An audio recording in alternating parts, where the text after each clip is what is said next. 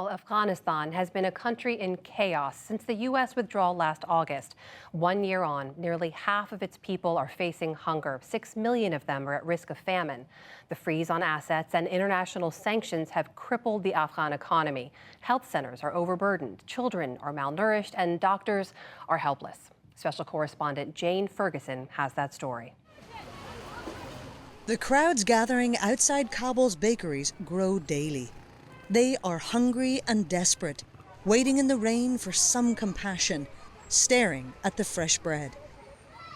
Local people who have some money and will to share buy food for the bakery staff to hand out. It's a drop in an ocean of need. The United Nations is currently feeding half the population of Afghanistan, 20 million people. 6 million of them are what we call one step away from famine-like conditions. 6 million people. That's more than the population of Ireland, where I'm from. Mary Ellen McGroarty is the UN's World Food Programme country director in Afghanistan. Afghanistan's economy continues to falter 1 year after the US withdrawal and Taliban takeover. Mass unemployment followed the collapse of the Afghan government last August. Any savings are now long gone. It's the urban population, that, as you said, the middle class, right? The teachers, the civil servants. I have gone out into, towns and cities, and that's what I meet is people who have never stood in a line for humanitarian assistance of any sort over decades of conflict, and now find themselves, who used to have a job, all they want is their job back. International sanctions and a freezing of the assets of Afghanistan's central bank make it near impossible for the economy to function normally.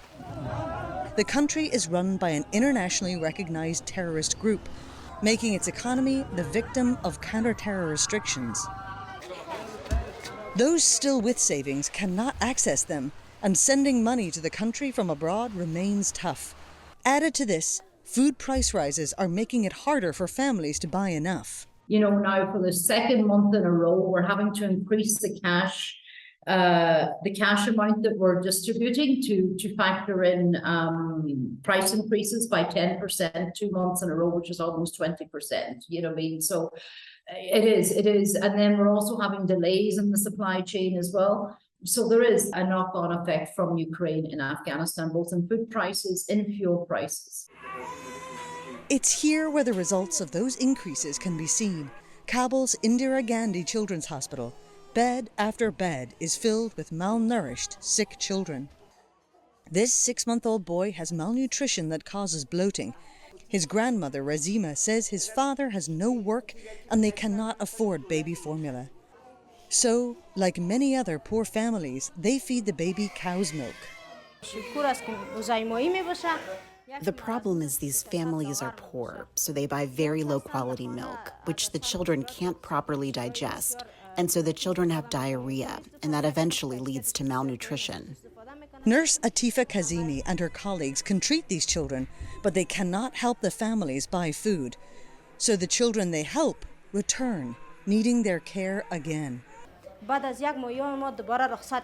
After 1 month, we release them, but since they still can't afford the good milk, they go back to the low-quality milk, and again the children get diarrhea, and within 10 days they are once again severely malnourished, and they have to be readmitted to the hospital.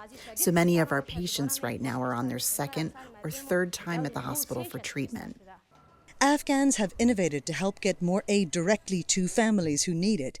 An Afghan-American e-commerce startup called Asil pivoted as soon as the crisis hit a year ago, and now helps the diaspora abroad and any individual donor online send food and emergency aid to families in Kabul directly.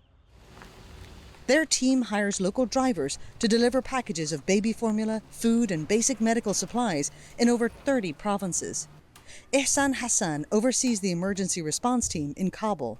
If we have a package for 200 families, but you will see there are more than 1,000 families gathered there, and they are, asking for the food packages.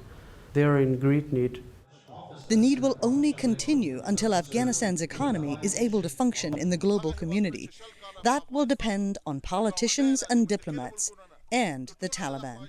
There are some very difficult conversations to be had around Afghanistan. As I said last year, I think we need to avoid collective punishment.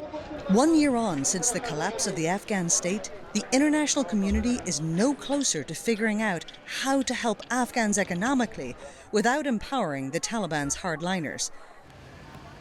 Until they do, millions will be forced to wait, hungry and running out of options. For the PBS NewsHour, I'm Jane Ferguson.